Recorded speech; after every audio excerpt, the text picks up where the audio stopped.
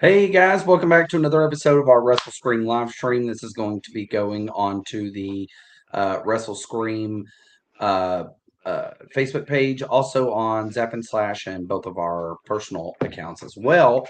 And today we're going to be talking about the Rob Zombie films, four in particular, right?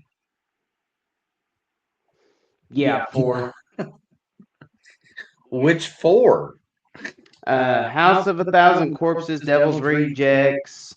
We won't be talking about the third one, what they call the Firefly Saga.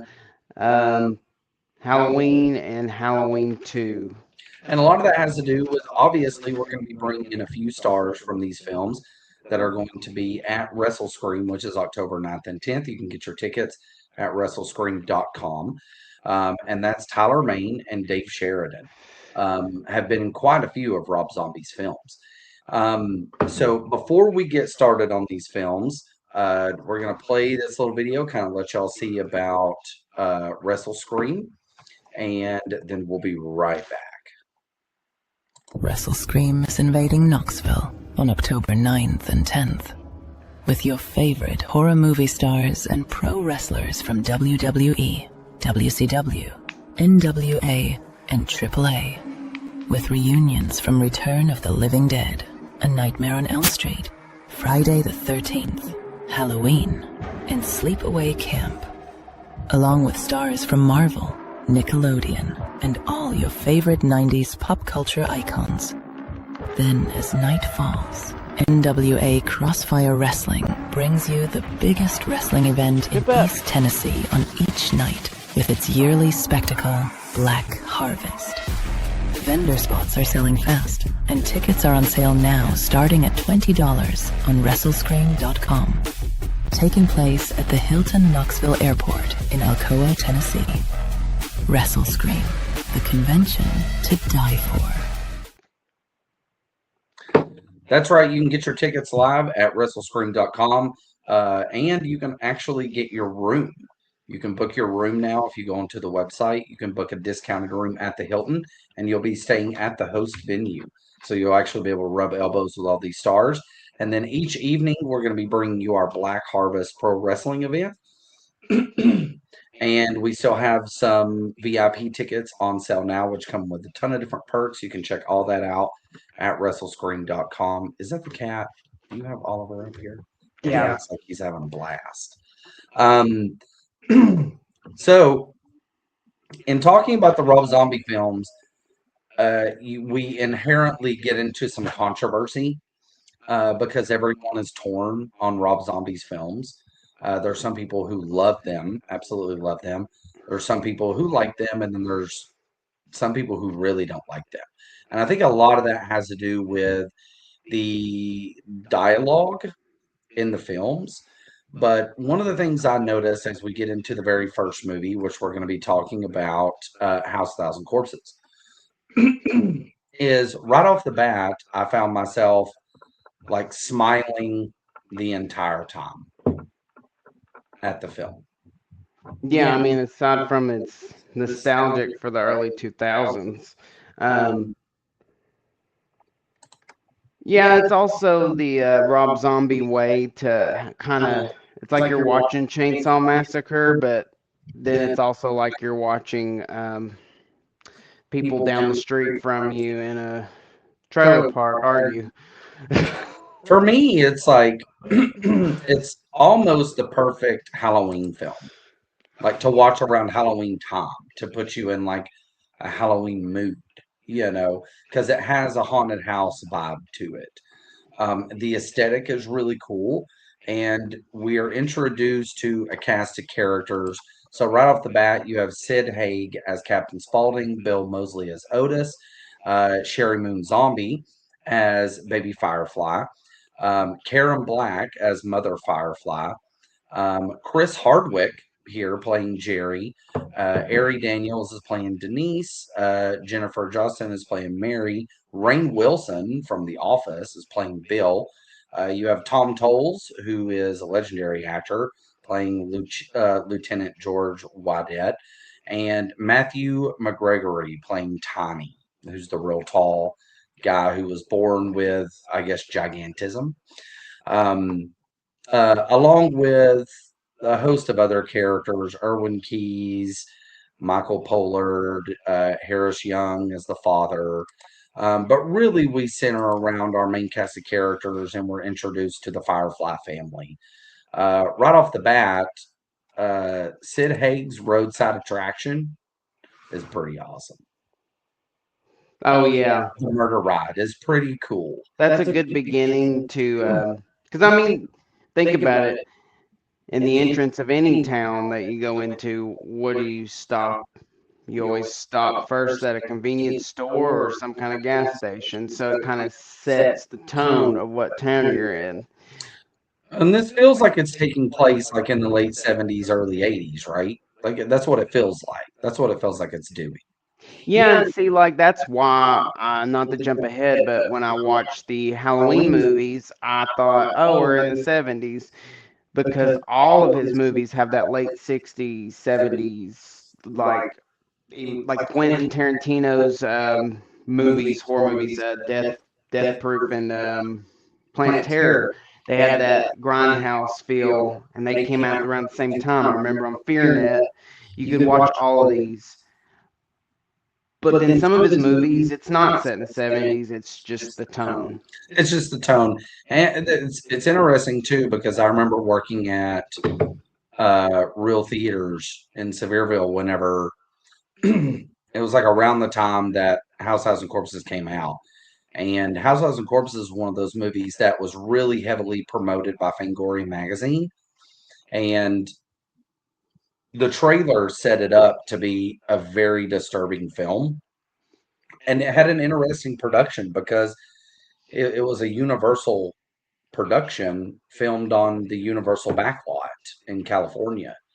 Oh, So yeah. the house is the same house from the Dolly Parton movie Best Little Whorehouse in Texas. And apparently there were shots where they had to wait because you could hear the Jaws ride operating in the background. You know, Mm. so and like now when you go on the backlot trolley ride, they tell you, oh, this is the house from Best Little Whorehouse in Texas and House Thousand Corpses. You know, so you can still see those houses on the backlot tour.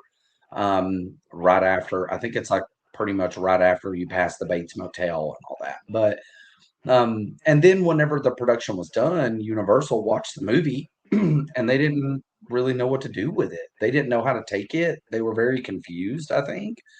And they dropped it and it sat in limbo for a few years before Lionsgate picked it up and released it. And that actually helped it in the long run because then you had all these horror fans that were waiting for it to be released. And horror fans are usually also fans of rock music, and everyone liked Rob Zombie from the 90s and his music video aesthetic. And so everyone was waiting for this movie to be released. So to me, I think that the fact that it got held back helped it because then people were really anticipating what it was. And what it was not what people expected. They thought it was going to be total gore fest, which there are parts of it that are, but there's also a lot of comedy here. And Yeah. it's Rob Zombie's idea of comedy. That's why when the deaths happen, it's kind of shocking. It's like the deaths almost don't fit the tone of the characters because you kind of start liking all of the characters. It's like you're watching a little bit of well, it's like a fucked up version of Little Whorehouse, and But it's not yeah, no, yeah, it's a different movie, but I get what you're saying. because I've not seen the movie, but I've looked up enough to know like it's a similar movie with quirky characters Well, Best getting. Little Whorehouse in Texas is basically the hillbilly version of Pretty Woman.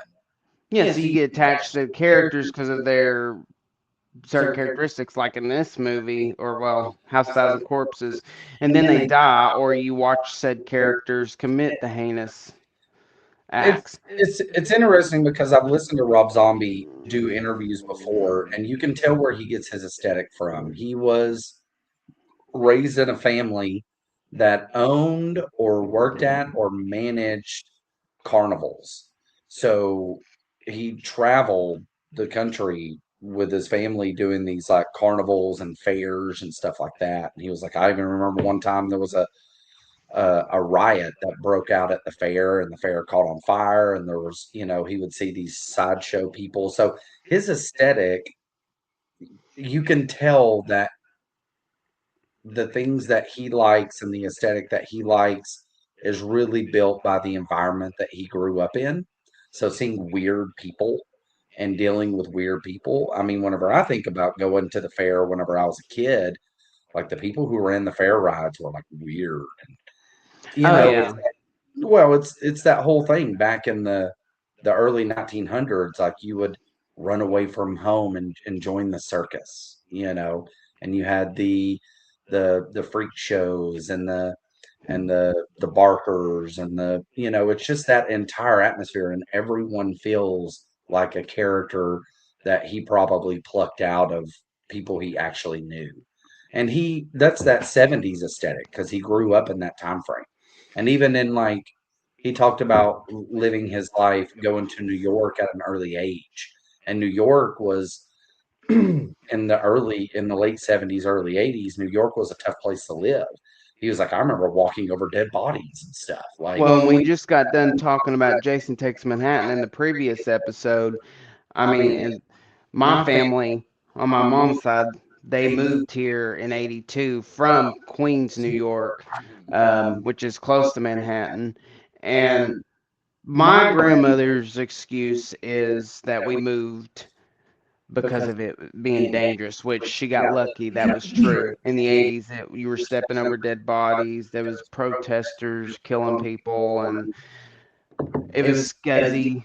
a lot of drugs, things like that. And Needles. I wonder how many hobos he came across that acted like Otis Driftwood, talking gibberish, you know, this ain't no Mickey Mouse on one foot, Donald Duck on the other, like weird shit like that. That just sounds like something you would hear from a hobo. Or southern prostitutes like Mother Firefly that thought they were going to make it big if they moved to New York.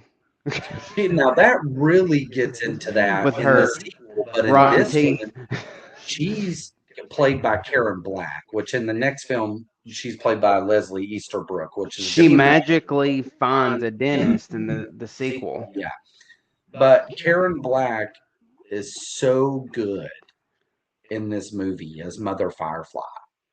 There's those scenes with her and Baby, and even small lines where she's like, Rufus, go check on these nice people's automobile. Like how she Yeah. says her lines, I like and Karen Black a little bit better than who was that? Leslie Easterbrook, which is known. I like her too. She kind of reminds me of She plays her version of Mother Firefly is very like ominous and dirty, where Karen Black's version of Mother Firefly is very playful. yeah, I mean, because what else did we watch Karen Black in? That one movie I liked that when she was younger. Burnt Offerings. Yeah. Yes, and then we also saw her in Invaders from Mars. Yes, I liked her in that. So it's kind of like with this movie, it's like they combine both characters, a mom and a ditzy blonde, twisted them into two, and There's even a fucked her scene up a little with bit. whenever um which we'll talk a little bit more about her, which is Rob Zombie's wife, Sherry Moon, is doing the Betty Boop thing. She's like, I want to be loved by you. And then she gets on that one girl's nerves, and that girl's like calling her a slut and everything. And then she pulls out her knife and she's like, I'll cut your fucking tits off. Well, remember, we even said she kind of was reminding us of whatever happened to Baby Jane, and then she Yeah. said her favorite actress in the movie was Betty Davis. Yeah. That's right before she scalps Chad Hardwick. I appreciated that. What I also appreciated was Sherry Moon. Kind of, if you'll notice in A House of Thousand Corpses, when you're setting up these characters in this house, she's entertaining the group of kids in the living room, and then when the mom first comes in, Sherry Moon's character kind of rolls her eyes as she's entering and making dialogue. So it's like a little bit of acting where you're like, oh, they don't like sharing the spotlight. But they never came back to that because those characters seem to Really love each really other. get along going forward. It wasn't like they got in a fight later on over like because I kept picturing that they were going to like an image of them playing tug of war with the guy's intestines or something. You know? Yeah, yeah. Well, it's very playful, and that's the one thing I can say about the first movie is that the interactions with the family are all very playful. Like the scene where she gets into an argument with a girl, and then Sherry Moon's like, "Maybe it's time that you guys leave," and then her and Baby are kind of sitting next to each other, and then she's like, "I love you, Mama," and she's like, "I fucking love you too," and then they just start laughing. But then in the beginning of the Devil's Rejects, Then the teeth. whenever the shootout happens at the house, they're like getting prepared. They're putting on all their armor, and then Leslie Easterbrook as Mother Firefly starts like kind of crying, and then Baby's like, "What's wrong, Mom?" And she goes, "This just reminds me of when you was a fucking baby." I know that they love that fuck word, and that's. I mean, we're gonna probably jump from House Thousand Corpses to Devil's Rejects, occasionally Halloween. We're not really gonna go in complete order, so just I keep do up. want to talk about the ending because we are also bringing in Dr. Satan. Well, Who's yeah, going to be because there's certain things, who's going to be at WrestleScream? Yes. but I'm stuck on the teeth thing because it kind of goes into the Devil's Rejects thing. As soon as you start Devil's Rejects, completely different tone to House of Thousand Corpses, Mhm. which there's a lot of retconning, which is fine. Horror movies, we're not like the MCU. We're not gonna fault anyone for retconning things, but Mother Firefly having perfect teeth. I mean, Leslie's even licking that tongue across her grill in some of the scenes. And then all of a sudden, Karen Black is sporting some gnarly teeth, so bad that hair's growing off of them. It's the only thing that I ever notice in the Devil's Rejects. I That's mean, like all the characters look different in the sequel. Like, what's his face didn't have. Otis. He was an albino. Yeah, yeah. In the first movie, he is an albino, and his character is actually really interesting because whenever I watched it, I didn't realize it. So these characters show up to Captain Spaulding's shop, and inside of Captain Spaulding's gas station, chicken store slash murder ride place, there is all these like sideshow antiques for sale. We find out later on most of those were all built by Otis because he is having a mental block. He's having a creative mental block. He doesn't. He's on a dry spell of creativity. And later on, whenever they take all the kids hostage, um, the one guy, Bill, who's played by Rainn Wilson, his girlfriend is like, "Where's Bill?" And then he was like, "Oh, Bill. Bill's great. Bill has unlocked my mental block." And then he opens it up and he's like, "Look at Fish Boy." And Bill has been turned into a half human, half fish hybrid antique thing. And then she has this line where she was like, she's freaking out. She's like, "Oh my God, this isn't real. This isn't real. This isn't real." That Yeah. scene, I think, is the scariest scene in the movie because I don't know if they used a prosthetic of Rain or they actually I dressed think it some up. of it was real. Oh my God, that looked great.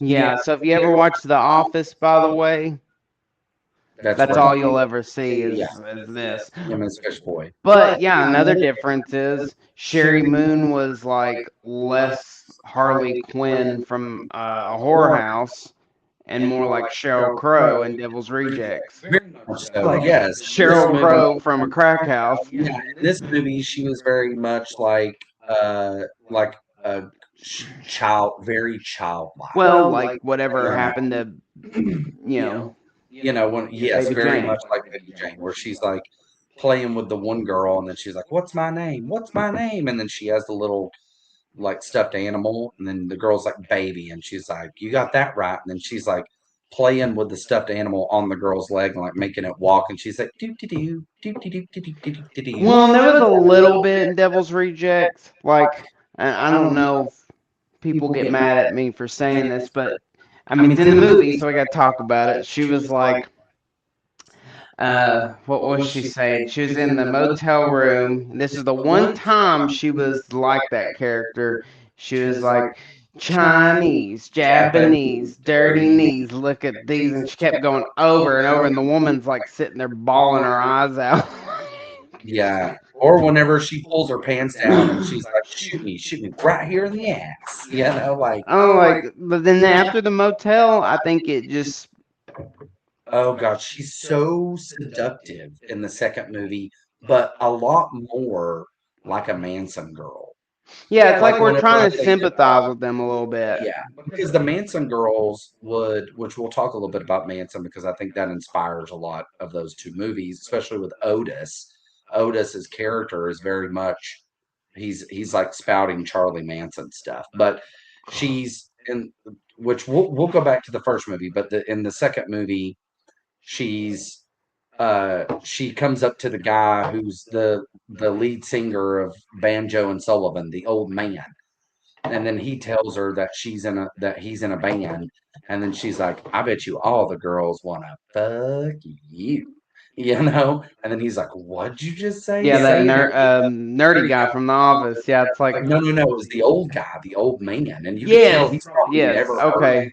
It's been 30 years since he's heard a girl talk to him Well, like that. that's a little bit like Harley Quinn in the Joker days. It was like she was kind of a seductress But that's to get how what I they imagine want. the Manson girls luring people in. You know, I hope they were better probably looking than their mug shots when they were doing it, because they it were was the like 60s. It was all greased about out free crack love. whores. Yeah. It was all about free love. So they were probably hitchhiking, doing tricks in cars, things like that, after they were dumpster diving, essentially. But and so the other thing I like about the first movie is that the kids they do the murder ride, and we learn about all these actual real famous serial killers, Ed Gein and a bunch of them. But we end with Dr. Satan, who's a local legend, and he was a doctor, which we're going to be bringing him in to WrestleScream, played by Walter Phelan, aka Dr. Satan. And he is a local legend of this doctor who would perform these sadistic surgeries. And these people took him out and basically lynched him, but his body went missing and blah blah blah. So they're trying to go and see the grave site and the where he was killed. And it's the thing that I love about the first movie is it has the balls, and this is where I think Universal probably was like, "What is this?" You know, is at the end of the movie, it takes a hard right turn to where we then go into the catacombs and we meet Dr. Satan. But of course, that's after Yeah, they built up like folklore, and what I liked about that was they built in like the real life killers with their fictionalized. 'Cause they had like two fictionalized killers in their own canon. no, they have one. It was Dr. Satan. Dr. Satan and the dad, the one that was like Jason Voorhees, but yeah, there's two. Tiny's dad. Tiny's dad. Tiny's dad, who we see later on, he's like the He had executioner. more Yeah, he just action up and time. went wild on us all, is what Mother Firefly says. Because he lit Tiny on fire, and that's why Tiny looks the way he looks. Which, by the way, Matthew McGregor, he does awesome in this movie. And because if you listen to interviews with him, like he's a normal guy. Like he's very intelligent. Matthew McGregor's Tiny, the tall guy with the yes. giant thumb. And like the scene where he's eating the cereal out of the dog food bowl, and he's like, Now, what else is he in again? Because we've seen that one movie that Fish. made both of He was us. in Big Fish. Yeah, And that he was was also great. he's been in a ton of stuff. A lot of like early 2000s horror, But also, Big Fish was that was more of like a, definitely worth watching, yes, especially if you're a 2000s movie fan. That's my favorite Tim Burton movie. and a Forrest Gump type of. It reminded me of Forrest Gump a lot, but Yes, I would. Yeah, that's yeah. so what I was saying about the killers was I had like an idea. I was like, they're first off, they're talking about doing a Firefly TV show. I don't know how true that's gonna be, or if it's gonna be like this Crystal Lake TV series where it's talked about for years I and they would like do that it. better And than another movie. yeah. So what I was thinking, because Rob Zombie has rights, I mean maybe to Halloween now. I always thought about like when I watch House of Thousand Corpses, how they go down the line of serial killers and stuff. What if he made this movie after he got his hands on Halloween, or vice versa, whatever? Because then it's like they could have mentioned Michael Myers, like he was a real killer. That would have been great. So like in canon. Yeah, Well, the first you thing can is tell he's. yeah. That's why he did this. You can tell he loves serial killers. Well, Halloween, from what I understand, listening to his interviews, was like his favorite slasher film of all time. So, I mean, for him, it was probably a passion. It's like, oh, this is great. I get a chance to do this. But I do want to talk a little bit about the ending to House Yes. Thousand So we Corpses. can move on to Devil's Yes, Rejects because completely. once we are in the catacombs and then the doors open and we actually see Dr. Satan, what an amazing reveal to this character. Um, and his look and his design just feels like it's straight out of a Rob Zombie music video. And it's the realization that we have crossed into a world where we started out, it was in the real world. Towards the middle of the movie, things seem like we've entered into a different world a little bit. And then by the third film, we're in complete insanity. Probably had a lot to do with certain cast members not being up for it, or didn't Sid die like That during was or for the third before film. I'm talking about the first film. the first film? Okay. Yes. Yeah. Yes, he did. He wasn't alive for the third film. Yes, that is true. Yeah. Now I'm talking about just in general, that first film starts out like it's in the real world, and then we descend into madness. Very similar to Texas Chainsaw Massacre. It's Oh yeah. the same kind of tone where we start out in a normal world and then things descend into madness very quickly. And then her, whenever she tries to get away, she jumps in the car with Captain Spaulding, and then Otis comes up from the back seat. So we realize that Captain Spaulding has been a part of this the whole time. Which, if you watch the movie, you kind of realize that, anyways. His character seems to fit right in with all of them. And then we find out in Devil's Rejects that that's Baby's dad. Yeah. That's. So then it's like, yeah, I mean, the first movie had that more of a twist than the second because you already knew. Was there even any twist in, well, Not really a twist, no, but I mean the Devil's Rejects is a very interesting movie because on its surface, it shouldn't work. no. Because I mean, like I said, well, let's finish up with Past Thousand Corpses. Are we finished? Yeah, I was finished. Yeah. Okay. So Devil's Rejects, yes. So we open up with The house being attacked. it really, yeah, it kind of reminds me of the beginning of what do they call it? The Texas Chainsaw Massacre 3D came out like 2010, where they pick up at the end of the original one with the house shootout, which is weird because Devil's Bill Rejects happened Mosley's in both before, movies. huh? Bill Mosley is in both movies too. Yeah, because I was gonna say Devil's Rejects happened first. It's Yes. like Yeah. could No, well, I think it's just a classic shootout.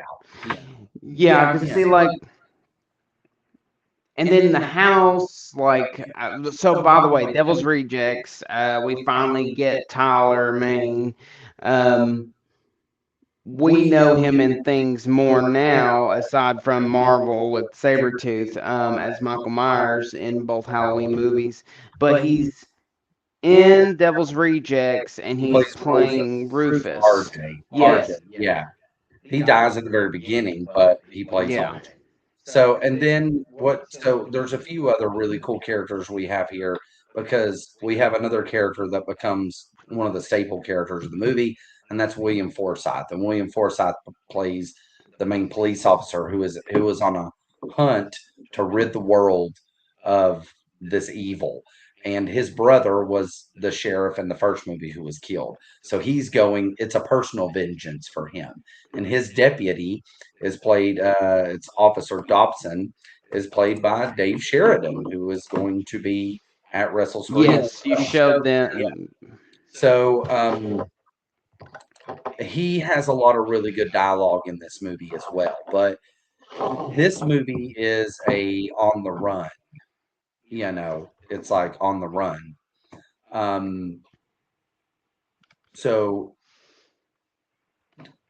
for, first of all, we talk about the difference in characters. It's not just the difference in characters, it's the difference in the tone of The Devil's Rejects, where it feels like a 70s road action movie. Yeah. There's a movie called Easy Rider, which was a big movie in like the 70s or 80s with Dennis Hopper. And that's kind of what it kind of feels like a little bit, is like it comes from that era of films. And we talked a little bit about the scene in the Kiki Palms Motel where things get really disturbing. And that's where a lot of people have a hard time with Devil's Rejects. Like they'll make it through the movie and then it gets to that scene in the motel. And that's where a lot of people kind of like, Yeah, well, it is rough.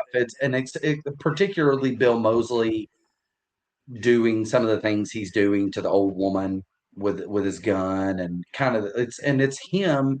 He's not doing what he's doing because he enjoys it. He's doing what he's doing to assert power over them. yeah, and see the thing that I do like about the whole beginning part of Devil's Rejects is um Devil's Rejects versus House of a Thousand Corpses, we set up the characters in a similar way for the rest of the movie.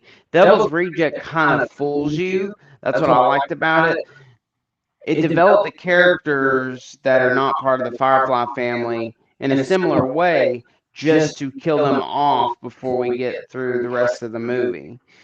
And that's where I was like, well, we've still got so much of the movie left after, you know, So that's because they the all die. Firefly family becomes the main characters in that movie. Yeah. We don't That's have what that was initiating. yeah, and it's weird because these people are doing horrible things, but then like after the Kiki Palms motel scene, they're having this, and I feel like this is very deliberate.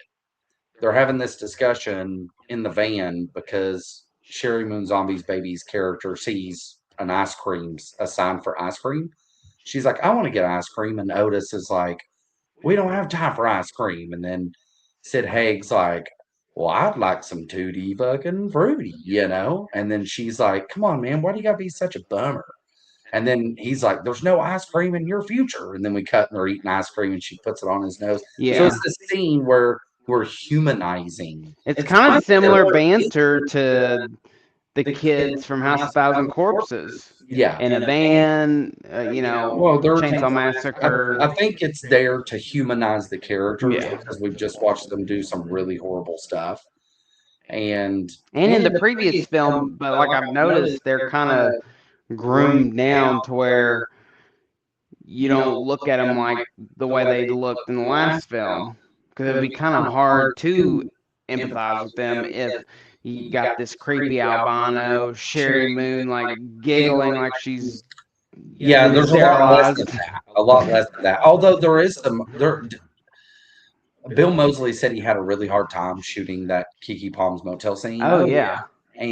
But there is a line of dialogue where he's taking those two guys out to the desert to dig up the guns.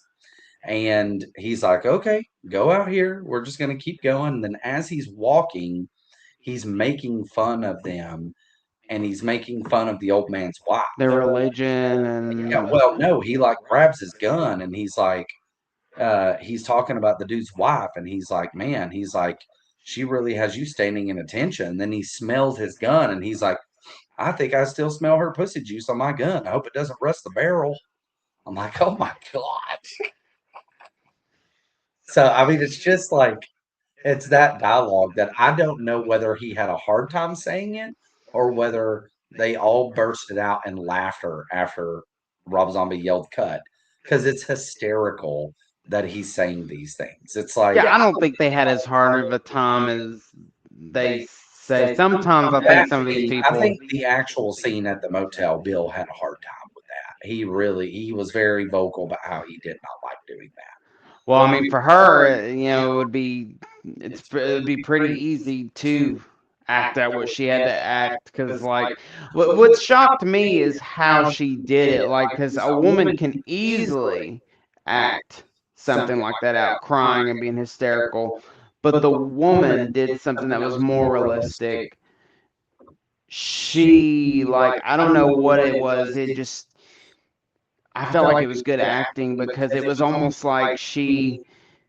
It's not that she was enjoying it, is why she did it back, but it was almost like she broke mentally. That's Priscilla Barnes. She That's the broke actress. mentally, and it was almost as if she was enjoying it, but she just delivered it in a way that someone in real life probably would have at a woman her age too. Because it's like, well, a woman her age probably hadn't had that much attention, action, drama, fear at the same time. So it's Yeah. overwhelming. But I mean, we're also watching a Rob Zombie horror movie, and it's like, well, how much in depth can you get? But she went there. We also have the realization that Ken Foray is, I don't know. So he's running this like brothel. Well, hold on. How did these characters die? Because we do need to start stating how they die. Which character are you talking about? Motel. So the old guy that Sherry was flirting with. Oh, they get killed out in the dirt with Bill Moseley. He does Yeah, the the whole. guys. He has that really awesome dialogue where he's like, pray to your Jesus. And then he starts acting like he's affected by it, built like Otis does. And then he's like, I'm the devil and I'm here to do the devil's work. That is a Charles Manson quote. Yeah. That is taken from Charles. And even in House Thousand Corpses, there's these flashback sequences where Sherry Moon Zombie is in a room where it's like, and they're playing Brick House and she's dancing. Yeah. And she's like, if you have to kill someone, just kill them. That's taken. So there was a guy who did a documentary on the Manson family, but this was before they murdered people.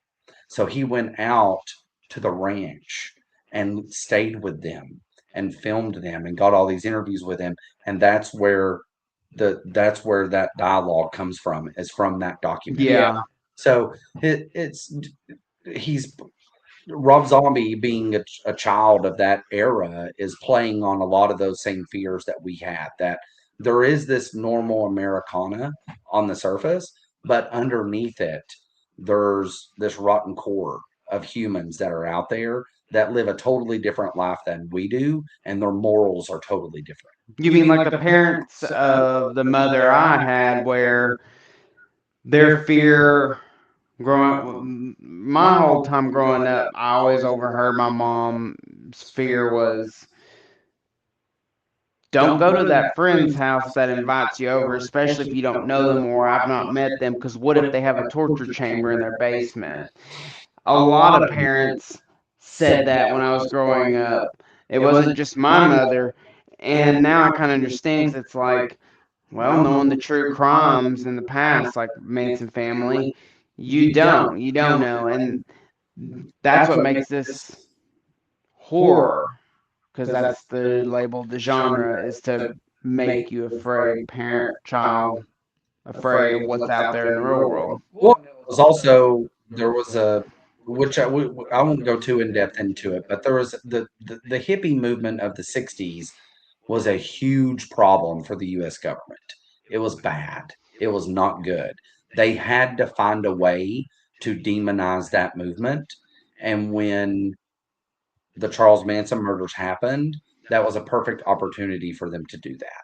So it wasn't just, oh, you know, this selective group of hippies did this. It was, this is how all the hippies are. And that one act of Charles and his family and them doing all that completely destroyed the hippie movement. So there's also this thing of all those children of the hippie movement were, they had their hopes high for this whole peace and love Yeah, movement, until that happened. and then that was all brought down around the same time as Vietnam. So it was just the whole world just, I mean, crumbled. Because who could trust a hippie after that? I mean, Well, and a lot of that was by design. A lot of that was by design they did because that on purpose, basically. the government had a big hand in that. They wanted to demonize the hippie movement as much as possible Oh, because God. if you if you're living a free loving lifestyle where you're growing your own vegetables, doing your own shit, dumpster diving, well, then you ain't spending money. So You be ain't afraid of you ain't hippies. They might be the next that will exactly, tear yeah, out your baby and exactly, stuff. yeah, yeah. Which is not the case. This was one little group of, Which, people, by the way, I'm very surprised. Not saying Rob Zombie is bad or anything, but I'm surprised he has not done a scene where a hippie is tearing out some chick's unborn child. Okay, But that would be a little much. because that's what happened. Not to get into that, but like if we're talking about Charles Manson and Rob Zombie has a lot of rape and going there scenes.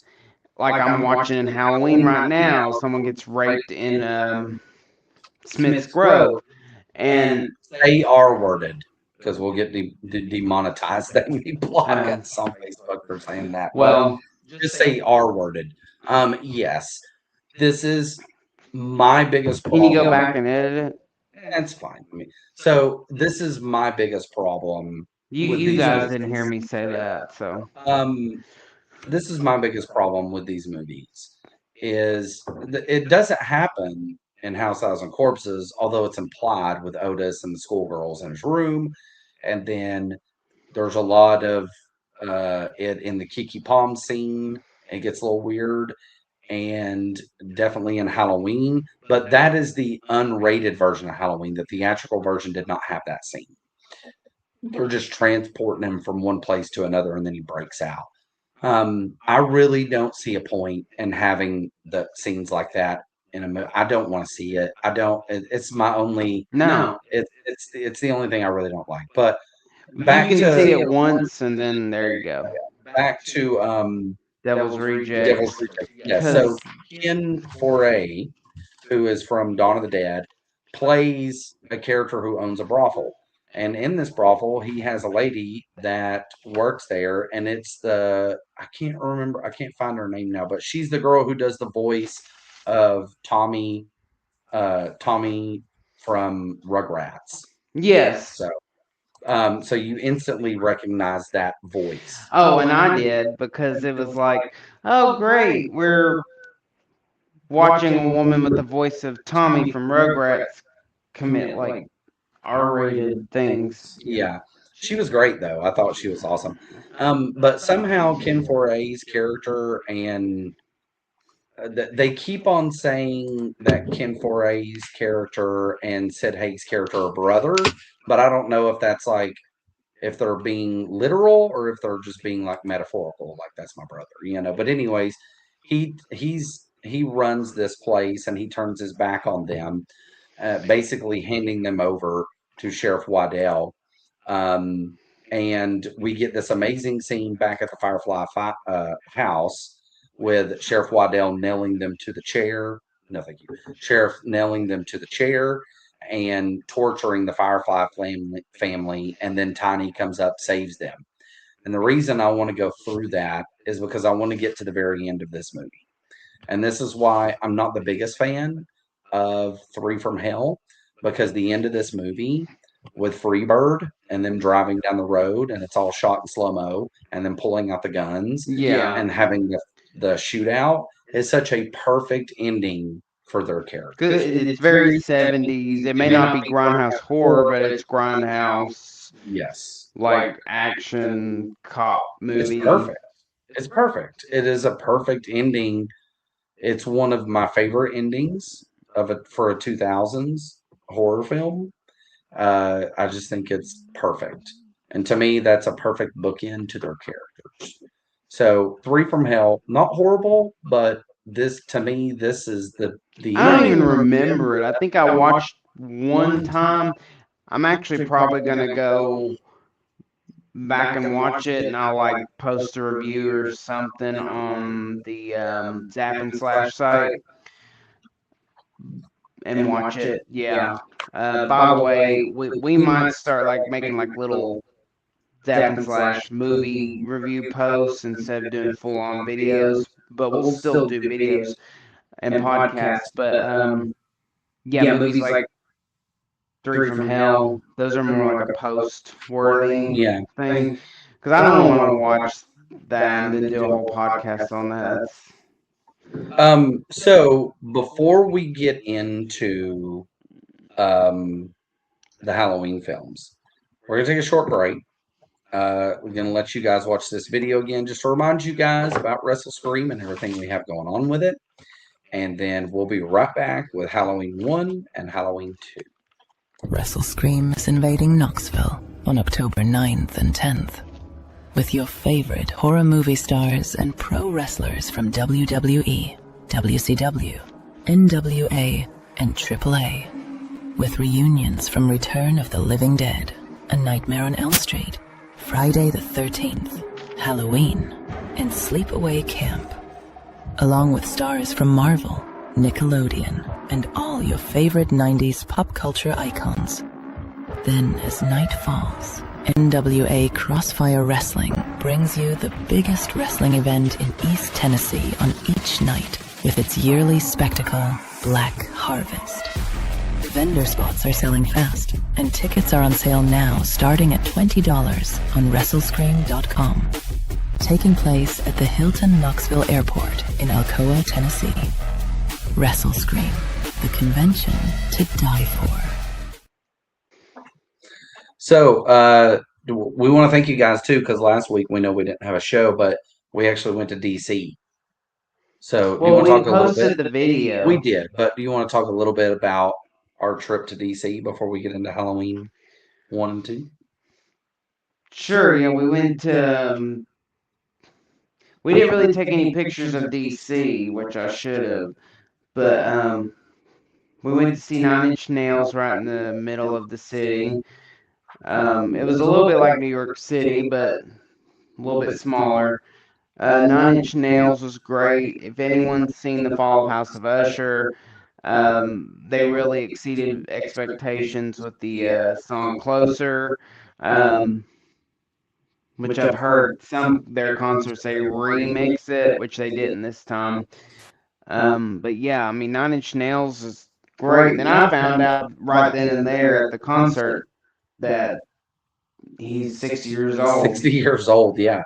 Well, and that's the third time that I've seen Nine Inch Nails. The first time was Bonnaroo, like in the early 2000s. And then I saw him in like 2011, maybe 2012 in Nashville. And this performance, the setup was a little bit more stripped down of production, but what they did was really cool because they had two stages. They had the main stage and then a small stage in the center. So no matter where he was, we felt like we were close, you know. So it was an amazing performance by Well, Trent you've got a Reznor. video of him passing us, Yeah. like literally within arm's distance. Yeah. It was great. And then we went to Williamsburg and saw The Bad Seed. Yeah, which is that was good. yeah, there's the old movie The Bad Seed, and then there was a Rob Lowe made for television film with Mackenzie Grace. She'll be in Scream 7 playing as one of Sidney's daughter's friends.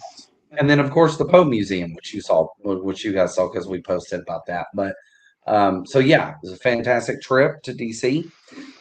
Before we went to DC, we sat down and we watched the two Rob Zombie Halloween films. And I remember very vividly watching the remake of Halloween in the theater with my nieces, and they were younger, Kenzie and Kylie. and they were like climbing up the seats. They were so terrified.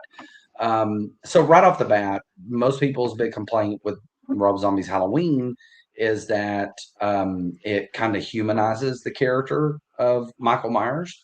But on a remake level, to do something different, and then someone like Rob Zombie come in, that's exactly what you would expect from Rob Zombie to do, is to kind of humanize the character a little bit, make it more realistic. I mean, he becomes a murderer, like a serial killer, kind of. Well, I mean, And that's what he did with his Firefly characters. He humanized them through the second and third movie. I mean, yeah. So, and then you have Michael starting out as a little kid killing animals.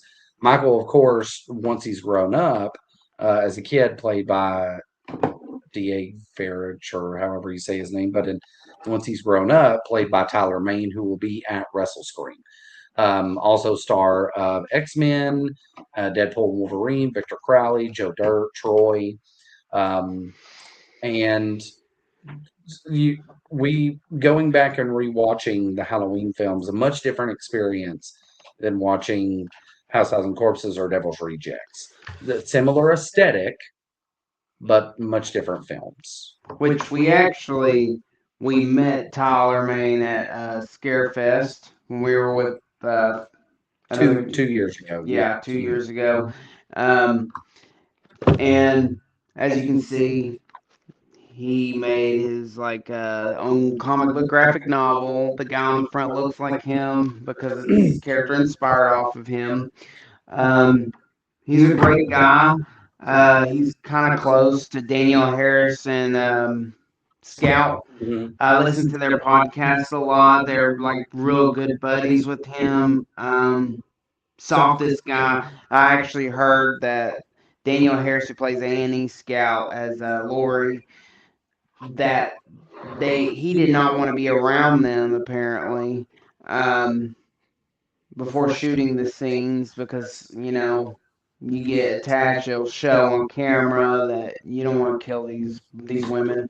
Um, but he's really good at what he does. I mean, there's a reason why he's Sabretooth for X-Men and Deadpool and Wolverine, and he's also apparently good to work with. He's got a big heart. The whole reason why he made those comics was every dime that goes to those went to like a domestic violence awareness cause. So I bought one and he signed it. But I mean, he's the first guy that great guy. I booked for WrestleScream. Yeah, great guy. Yeah, he was, and reached out to him directly. So he was one of the ones that And he associated with you like personally back and forth. Well, didn't he? no, yes, yeah, Texas. and he used to be a professional wrestler, so it works perfect. I mean, he even wrestled against Andre the Giant. So I mean, and he was wrestled in a tag team I with mean, Kevin Nash. that's why I wore this shirt. So getting into the Halloween movies, I don't want to do a full breakdown, but it's interesting because Yeah, because everybody knows like at least the whole first. well, it's just weird because Halloween sits in the kind of a similar realm as Psycho. So I think even back in the day, whenever the dude made the sequel to Psycho, he was like, you know, do you? I don't think anyone should touch that with a 10-foot pole. And that was the same deal with Halloween. Everybody was like, oh, I don't think I would remake that. Well, I just seen a scene where like the three girls are walking down the street, much like the original, and but they do that whole hunching each other and stuff like that in a Rob Zombie film, playing on lesbian stuff. Just kids being good. And all of a sudden, Lori Scout, I don't know if it's the character or the actress, but she pulls out a huge wedgie. I just watched it. She's like sitting there pulling out a big wedgie. And what we do get here is interesting because they bring back Danielle Harris, who played Jamie Lloyd in Halloween 4 and 5, but now she's playing Annie from the original Halloween film. I feel like that was on purpose. So Rob Zombie says no. Rob Zombie says, I was made aware of who she is. Really? Her her importance. So she just earned It was that. like, but she was so good in her audition that that I chose her because of the audition, you know. So apparently she just won that role based on the merit of how she did the audition and her acting. So going forward, since we have Danielle Harris, the project we're talking about, I want to let people know I'm more of a Danielle Harris shipper than, I mean, I love Jamie Lee Curtis and other things too, but I'm a big Danielle Harris with the franchise. I don't know. I mean, a lot of people don't like 4 and 5, but I feel like the girl has always done great in the genre. That's probably because you connected with her because you were probably a kid when you watched those movies, so it's easier to connect. Yeah, 4, well, Curse of Michael Myers was the first one I eavesdropped and saw, but 4 was the first one I saw and got creeped out by. I mean, she was a kid doing actual stunts like walking Being on on the the roof, roof, jumping yeah, off the roof, yeah. like breaking a lot of child labor laws we have today. And I mean, I don't know. I really I like her. I mean, I've listened to her podcast. We saw her live, her and Mhm. Scout with Dee Wallace and who else was that? Uh, it was Marley. Marley, and then also the kid from Pet Cemetery was Yeah. there too. But so these remakes, particularly the first one, is interesting because we also get Malcolm McDowell playing Donald, playing Dr. Yes. Loomis. Dr. Dr. Loomis, Loomis. yes. Big And difference. big difference, yeah. A lot of people, so what those Halloween movies kind of hinge on Donald Pleasance's portrayal as Loomis, and And he plays it so different. Sid's in it. Yeah, he has a cameo at the graveyard. Yeah, um, but and he plays the character so different in this. And um, Rob Zombie said that he based that character off of I think the main lawyer from the Charles Manson case who wrote the Helter Hmm. Skelter book. So he said it's kind of like loosely based off of So that it's particular character. not so much Dr. Loomis, but maybe Dr. Loomis and that guy. Yeah. So what he's trying to tell us is this guy was very fame and money hungry. Well, definitely in the second film he is, and which is a weird decision. It's the one of the decisions I didn't like. But regardless, what we get is Tyler Mane playing a awesome version. We see him right behind us here, playing an awesome version of Michael Myers. Like he's great as So Michael I Myers. agree with it now after meeting Tyler Main, listening to Daniel Harrison Scout's podcast, which I don't know if they like this now because they're not current, but it's Talk Scary to me. It's not. It's not anymore. No, but I'm probably breaking all kinds of rules tonight. But I was not a Rob Zombie Halloween person. Now, when I was a kid, my dad took me to both of them and we watched them in drive-in, which was a great experience because drive-in with movies like this, I was always one of those that was like, Rob Zombie Halloween. But now I do. It's probably because it's nostalgia, but Mhm. I'm also appreciating it at an angle of he's not really doing horror, he's doing grindhouse as a total genre. He's not doing horror. It's more the era in grindhouse. We're just gonna skip the nudity scene there. So yes, these movies have a very grindhouse feel to them, but um, again, Tyler Mane is such a great Michael.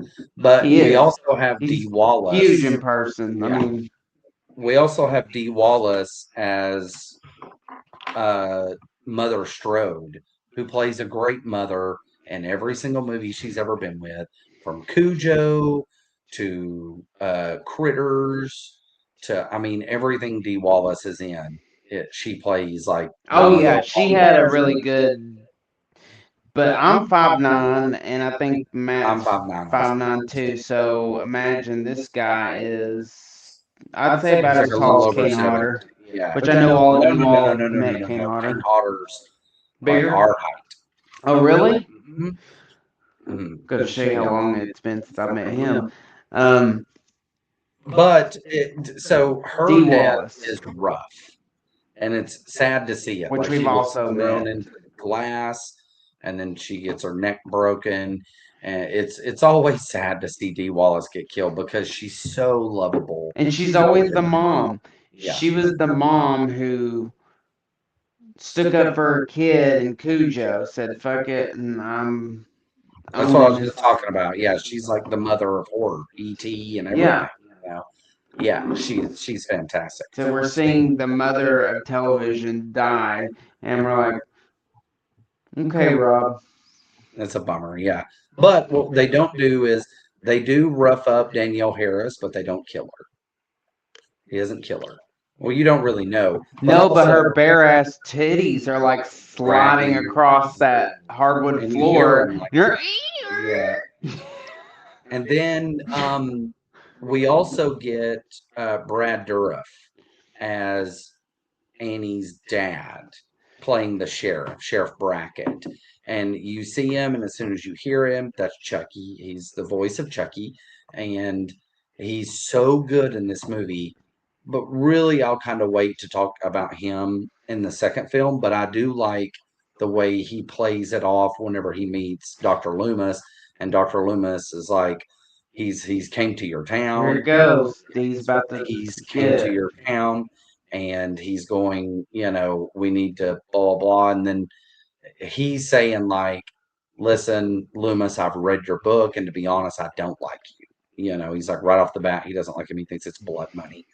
And that gets played into in the second film. But this film has a fantastic ending and it leaves you kind of in suspense of not knowing because once the battle between Michael and her occur inside the house and they go busting out of the house and then she pulls the gun and the blood splatters all over her, you don't know for sure.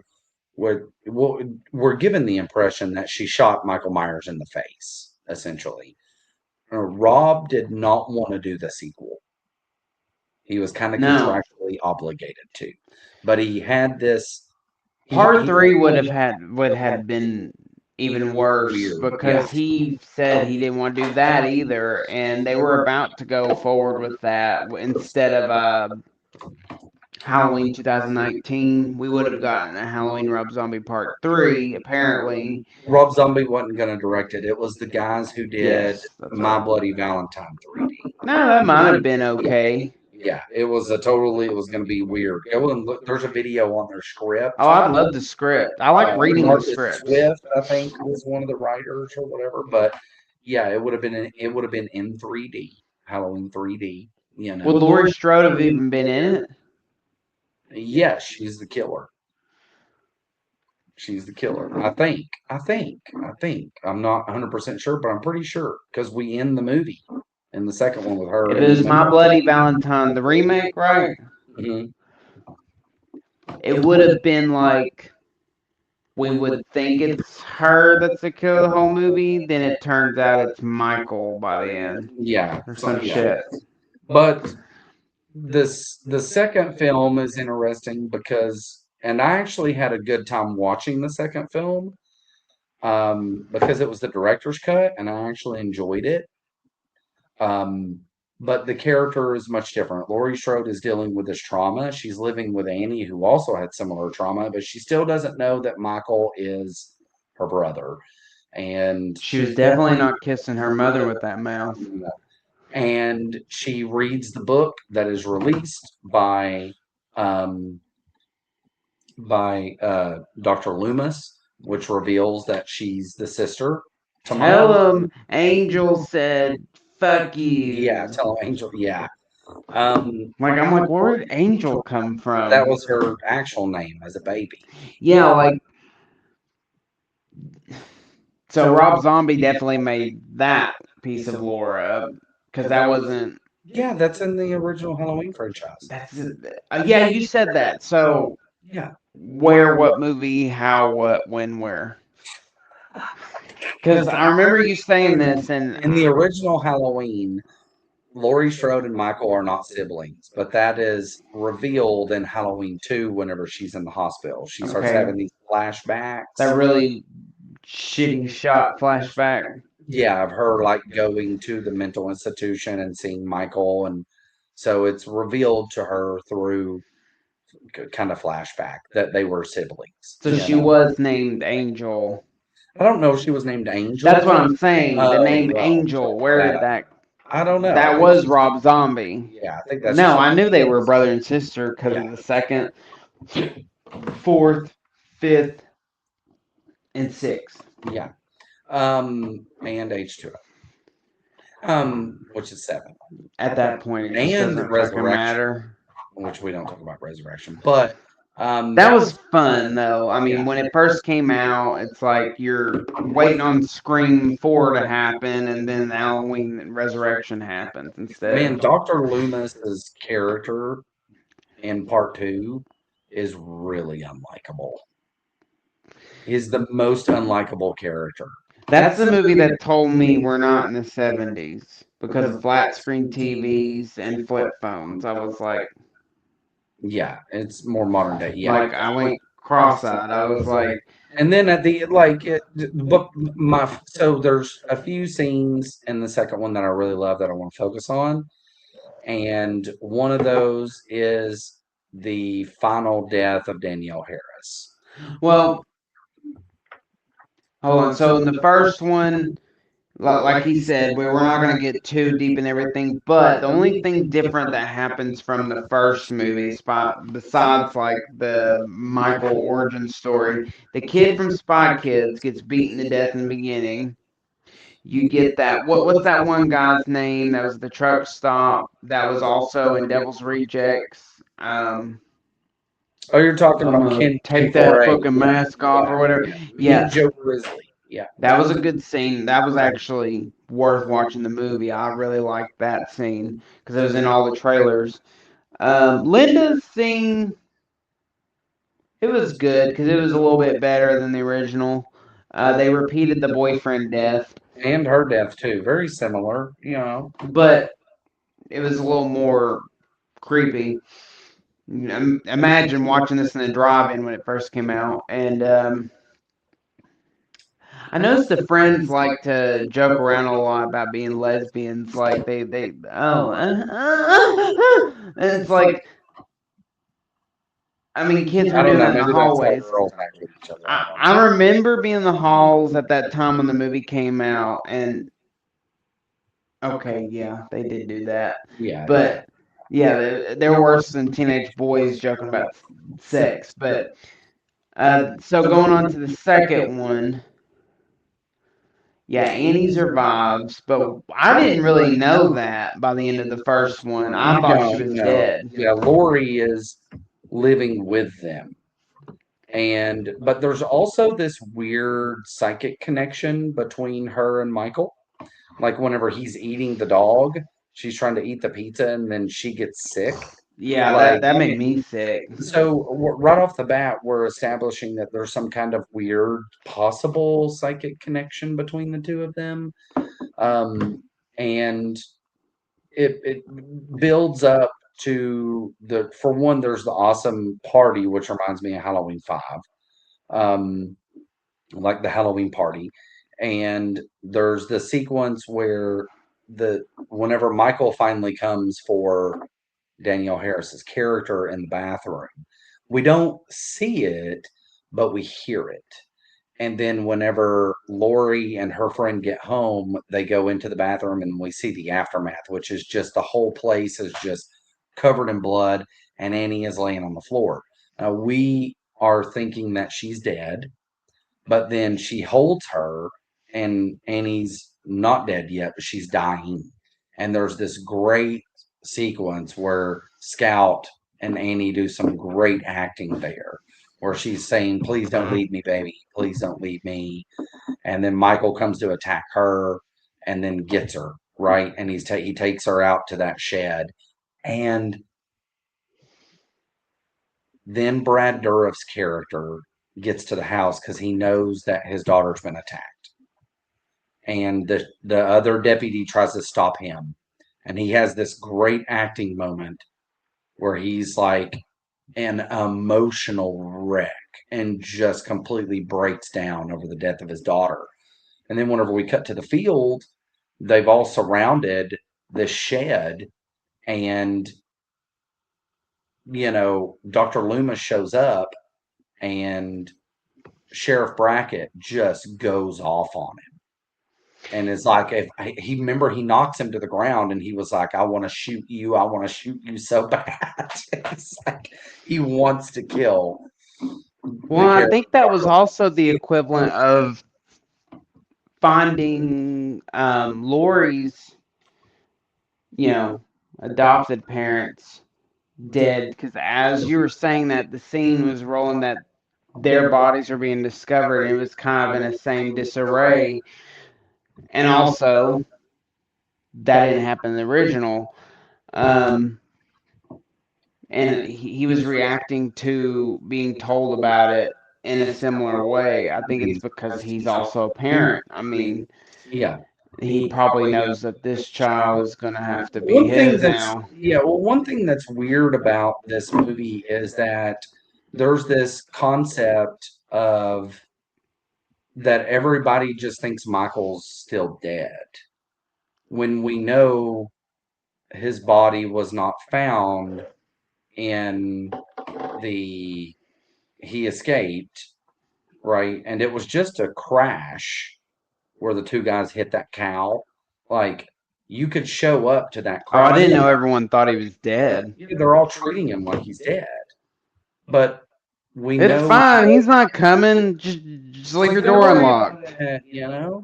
Well, and then whenever Dr. Loomis is at that one seminar, they're like, they never found his body, and he's like, Michael's dead. Michael's dead. Let it go. And it's like, no, how do we know that?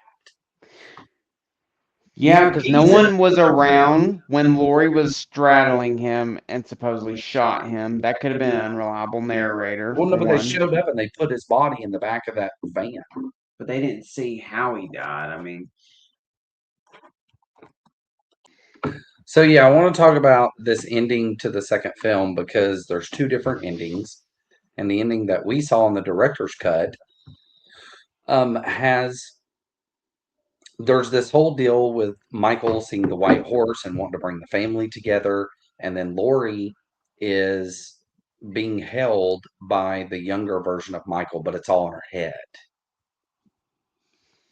It's like a mental thing. It's like something's holding her back, and Dr. Loomis is trying to tell her that there's nothing holding her back. And then Loomis, Michael attacks Loomis. They all come busting through, and then there's the shootout. But in the theatrical version of it, we actually hear Michael speak, and he says the word die. He says it to Loomis.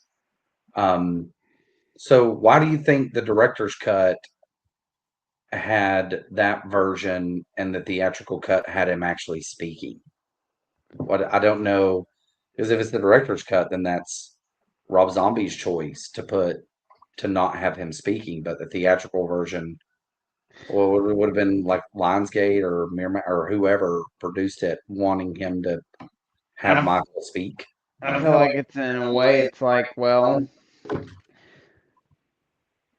in a way, I don't hate it because it's like, well, Michael and Jason have this long history of constantly being compared to each other through the 80s, through the 90s, through the 2000s. Well, now Rob Zombie made it to where Michael said something. So it's like, well, Jason never did that. The character, yeah, he's separating the character from other slasher lore, but Exactly. and we also see Michael's face a lot in this movie. I feel like he's trying to say, with what I said, which can't take credit for it, there's no cleverness, no intelligence about it here. I just realized I stumbled into it. He is actually human, and Jason through his franchise becomes not. Michael never not becomes human if you think about it. So in Rob Zombie's take, we're talking about a man who's human.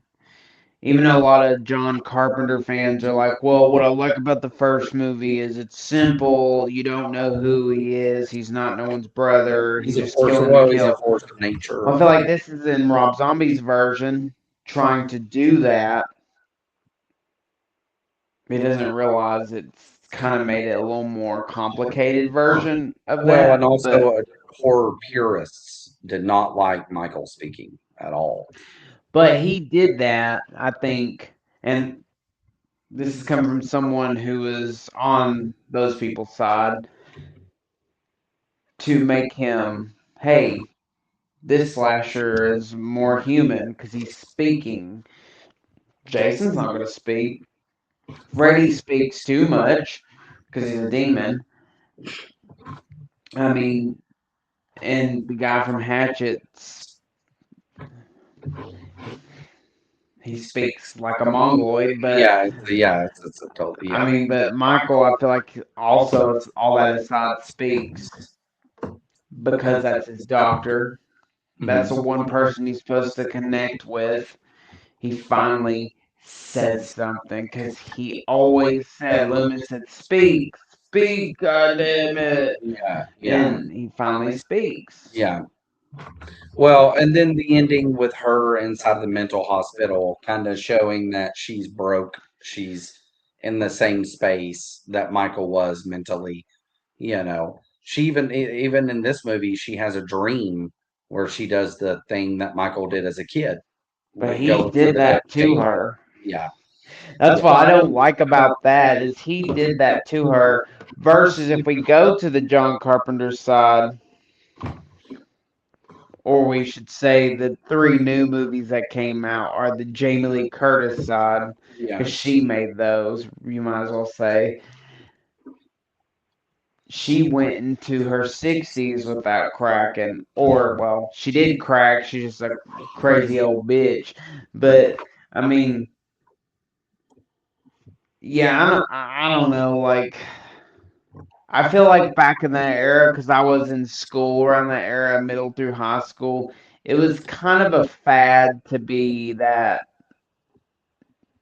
emo, crazy person who was like, they're not crazy, but it's like they're damaged. It was romanticized to be crazy back then. Yeah. So next week, what I want to talk about is Freddy, because we got some stars from the Freddy. Yeah, we'll move on to Nightmare on Elm Street. Yeah. So away from the white masked stalkers. Yeah. So we got Tuesday night Ken Sago's. We also got stars from Freddy's Dead, and then we will be having Clayton Landy, who is going to be there. He was in part 3. We're going to be having quite a few stars from those movies. So I think we're going to talk about parts 3, 4, Freddy's Dead, and Freddy vs. Jason, because we have stars from all those films coming in. So, guys, we'll see you guys next week. This is our Rob Zombie breakdown. This is the White Trash Podcast. No, I'm joking. This is a WrestleScream live stream. Thank you guys for joining us. We're going to be back next week. I think we're going to try and go live again next week. This one was a recording because we're going to be in Florida for the NWA tapings. And so I think we'll be back live again next week. So we thank you guys again, and we'll see you next week. Don't say fuck, shit, damn, or the R word. Something twisted is crawling out of your nightmares and into Knoxville. WrestleScream is bringing horror icons and wrestling legends together for 2 nights of pure chaos. Imagine standing face to face with the faces that haunted your childhood from Halloween, Nightmare on Elm Street, and Friday the 13th, while wrestling titans from WWE, WCW, and ECW throw down in brutal matches at Black Harvest. The Hilton Knoxville Airport becomes Ground Zero, October 9th and 10th. cosplay contests, live screenings, and photo ops with the legends themselves. General admission starts at just $20 at WrestleScream.com. This convention doesn't just celebrate fear, it puts you right in the middle of it.